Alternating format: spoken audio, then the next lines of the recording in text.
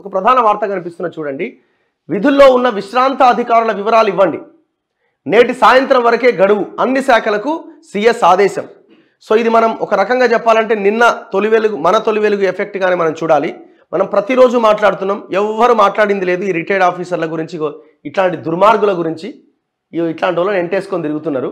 సరే, వీళ్ళంటే ఇంకా ఉన్నది వాళ్ళ టైం పీరియడ్. ఇంకా రిటైర్డ్ అయిన వాళ్ళు ఎవరైతే ఉన్నారో వాళ్ళు ఇంకా పదవిలో ఉన్నారు. నిన్న ఒకటి గురించి మాట్లాడిన వాడు విద్యాసాగర్ రెడ్డి అని.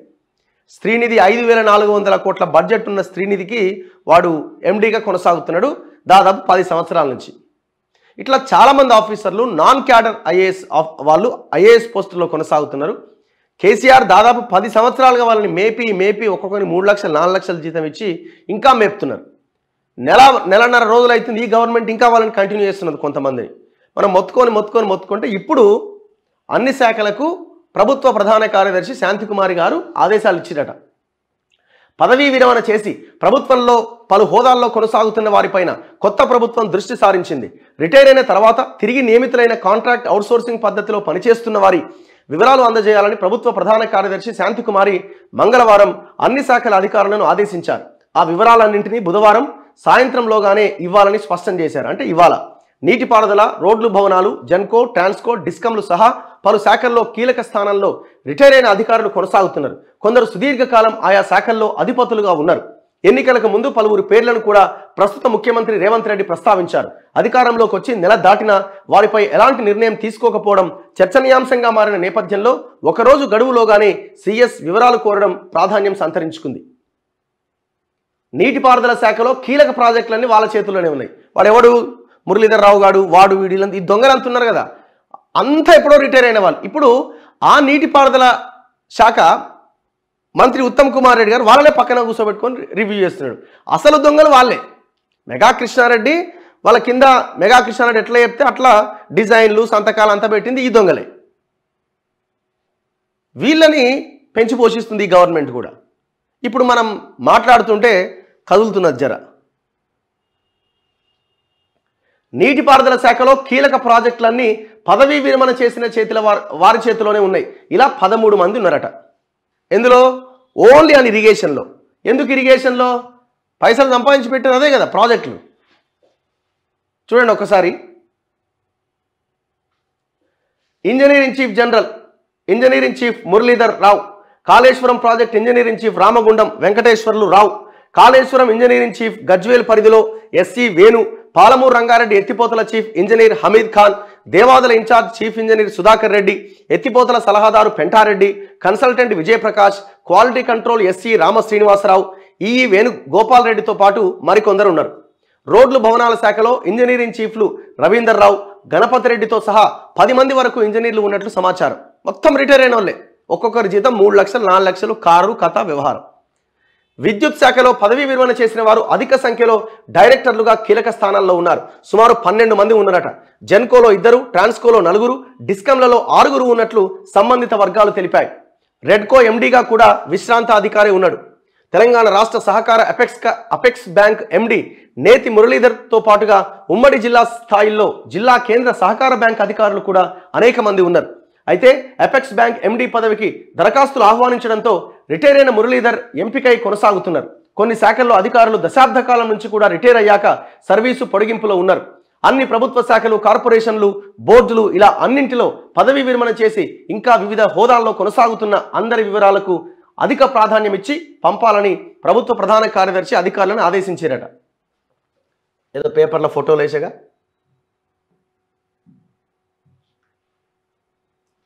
దిశలో అనుకుంటా. ఇగో కొనసాగింప తొలగింప, వీళ్ళని ఏం చేస్తారు? రిటైర్డ్ ఆఫీసర్ల విషయంలో ఇంకా నిర్ణయం తీసుకొని సర్కారు. కీలక స్థానాల్లో 5 ఐఏఎస్లు కంటిన్యూ.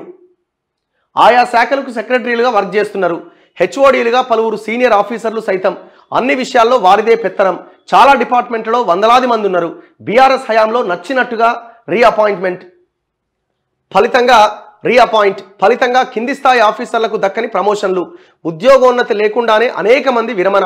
రిటైర్డు లెక్కలు తీసేందుకు సర్కారు కసరత్తు చేస్తుందట. అనిలు, అరవిందర్ సింగ్, ఉమర్ జలీలు, రాణి కుముదుని, అదర్ సిన్హా అంటే వీళ్ళంతా ఉన్నారన్నమాట. ఏది సెక్రటరీగా కొనసాగుతున్నారు. ఇంకెంతమంది ఉన్నారండి? ఇప్పుడు మేడం ఇప్పుడు లెటర్ రాశారు. మరి ఇన్ని రోజులు ఏం చేశారు? ఇన్ని రోజులు ఏం చేసి నిన్న లెటర్ ఒక్కసారి మీకు చూపిస్తా అన్ని డిపార్ట్మెంట్స్కి.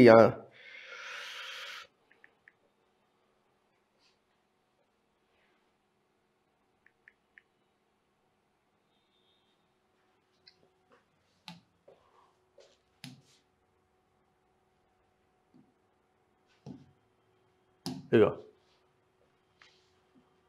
Government of Telangana general administration department note 16/1/2024 అంటే నిన్న వచ్చింది. All special chief secretaries, principal secretaries, secretaries, special secretaries of the secretariat departments are hereby requested to furnish information regarding certain reappointments who are working after retirement either by reappointment, contract, outsourcing basis, irrespective of source of payment of remuneration in secretariat departments or HODs, including corporations, boards, all government agencies, etc.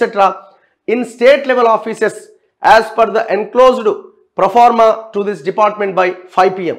17/1/2024 both in soft and hard copy. So మొత్తం అలా details ఇచ్చేయాలి ఇవాళ సాయంత్రం 5 గంటల్లో కానీ this may be treated on top priority. ఇప్పుడు కళ్ళు తెరిచారు, రోజు మాట్లాడుతున్నాం మనం, వాళ్ళనే కూర్చోబెట్టుకొని రివ్యూ చేస్తారు. ఎంత దుర్మార్గం అండి అసలు. ఎవడండి మురళీధర్ రావు మొత్తం 1,00,000 కోట్ల ప్రాజెక్టుకి వాడు మొత్తం కర్త కర్మ క్రియ వాడు మొత్తం సంతకాలు పెట్టి ఆగం చేసి ఇమ్మీడియట్గా జైల్లో పెట్టవచ్చు వీళ్ళందరినీ తీసుకుపోయి.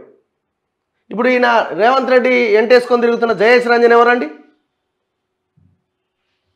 ఈయన రిటైర్ కాకపోయి ఉండొచ్చు కానీ ఎవరు వీళ్ళంతా? మొత్తం తెలంగాణని ముంచిన దాంట్లో కీలక పాత్ర వీళ్ళది. ఒక్కసారి జడ్సన్ కాల్ చేద్దాం.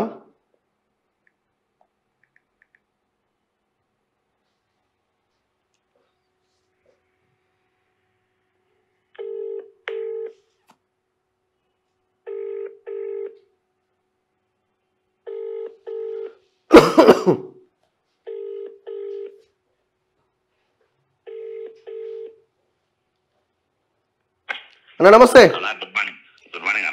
ఈ రిటైర్డ్ ఆఫీసర్స్ ది నిన్న ఏదో నోట్ వచ్చినట్టుంది కదా, మన శాంతి కుమార్ ఇచ్చినట్టుంది.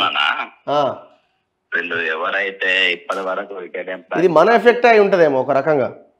అవునా, నేను ఎందుకంటే అలా డిపార్ట్మెంట్ దగ్గర ఫోన్లు వచ్చినాయి. నిన్న పెద్ద మనిషి ఊరు పోదాం అనుకున్నాడు కూడా ఆగ మేఘాల మీద ఆపేసిండ్రు. తీర్థయాత్ర బయలుదేరదాం అనుకున్న వాళ్ళను ఇట్లా వీడియో వచ్చింది, బాగా గొడవ అవుతుంది, మీరు ఆగిపోవాలంటే వాళ్ళు ఆగిపోయిండ్రు. చాలా సీరియస్ గా తీసుకోండి అది తీసుకొని ఇమ్మీడియట్ గా ఇది ఆగిపోవాలి. ఎవరెవరు రిటైర్ అయిన వాళ్ళు నౌకర్లు చేస్తుండ్రో మాకు తెలియదు ఇప్పటి వరకు ఎవరెవరు చేస్తున్నా ఏ ఆర్డర్ ఇవ్వలేదు అన్నట్టుగా అధికారులు అసలు మళ్ళా కొత్తగా ఉన్నట్టుగా ఆగ మేఘాల మీద ఇప్పుడు అవి ఇది చేస్తుందన్న. ఓకే, అలా మనము ఇదివరకే ఆల్రెడీ చాలా డిపార్ట్మెంట్ నిరుద్యోగులను పక్కన పెట్టేసిండ్రు, రిటైర్ అయిన వాళ్ళని తీసుకుంటారని. ఇదివరకు ఈయన మంత్రిత్వ శాఖలో ఎవరు హరీష్ రావు మినిస్టర్ ఉన్నప్పుడు ఆంధ్రాకు చెందినటువంటి ప్రకాష్ రావు అనేట ఆయన అలా వేసుకుంటూ ఇప్పుడు 1,25,000 ఆయన జీతము ప్లస్ కారు ఆయనకిచ్చి ఆయన మేపుతా ఉన్నారు వాళ్ళు. ఇప్పటికి చాలా మంది ఉన్నారట, 10ల సంఖ్యలో ఉన్నారట చాలా మంది. 10ల సంఖ్య, 100ల సంఖ్యలన్నా, 100ల స్టేట్ అంతా చూస్తే 100ల సంఖ్య.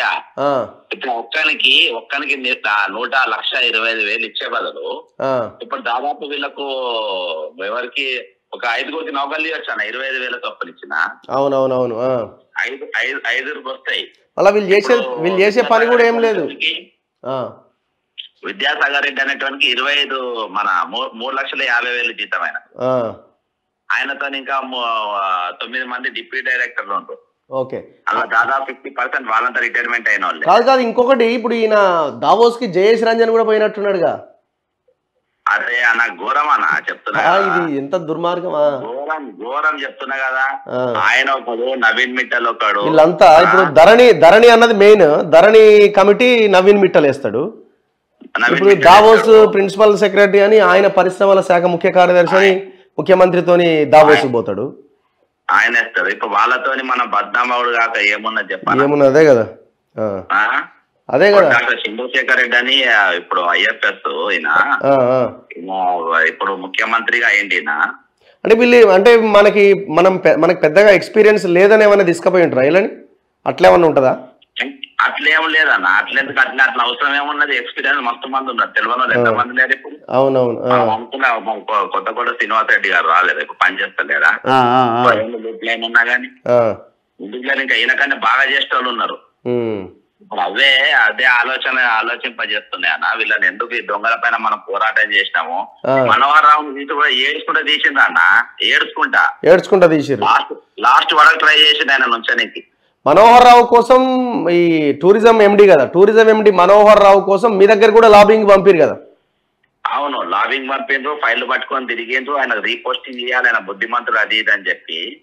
ఈ శ్రీనిధి విద్యాసాగర్ రెడ్డిని కూడా ఇప్పుడు కాపానికి నన్ను తీయకుంటుండడానికి మాక్సిమం ట్రై చేస్తుండ్రు. విద్యాసాగర్ రెడ్డి అంటే 74 ఏళ్ళ, 3,50,000.